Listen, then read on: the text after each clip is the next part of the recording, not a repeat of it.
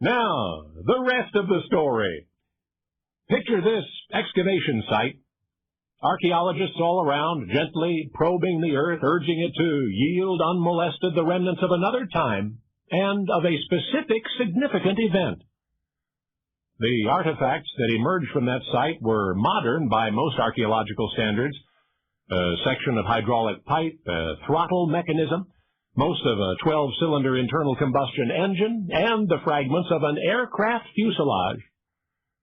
That's right, the components of a single airplane. And not just any, but a World War II vintage Hurricane, a British Royal Air Force fighter plane whose final mission made history and whose final resting place was not quite final. What made her famous happened September 15, 1940. Her pilot, Sergeant Ray Holmes of Squadron 504, was prowling the skies, eyes peeled for the enemy, and he found what he was looking for: 3 German Dornier bombers bound for a target he could not yet determine. Anyway, he unleashed his 8 wing-mounted Browning machine guns on the first bomber, crippled her. Her crew was just bailing out as she rolled past him, spraying black oil on his windscreen. Still, he managed to draw the second Dornier into his sights, and again he fired, and again the enemy aircraft, belching smoke, rolled over and down. But there was that third bomber, and Sergeant Holmes, looking over his shoulder, could now tell where she was headed. He knew her target, and he was not about to let her reach it. So he pulled out front in a head-on attack, gripped the control column, poised at the firing button. A short burst through the cockpit window should do it. But, engaging his guns, he heard only a hissing sound from the breech blocks, and he knew in an instant he was out of ammunition. There was only a fraction of a second to decide what to do next. A fraction longer, Ray Holmes might not have done what he did, and what he did was to ram that German bomber.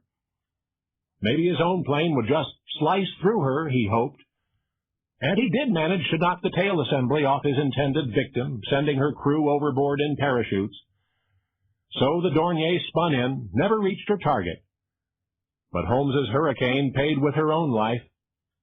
Holmes himself bailed out, lived happily to the age of 90, but his valiant fighter plane, she spun out of control, crashed, hit the ground at 400 miles an hour, and stayed there, buried deep beneath the city street. Not some distant battlefield, but a paved intersection in the heart of London, from which the archaeologists would exhume her remains 6 decades later to enshrine them in the Imperial War Museum, to honor the RAF fighter plane which intercepted Hitler's deadly pass.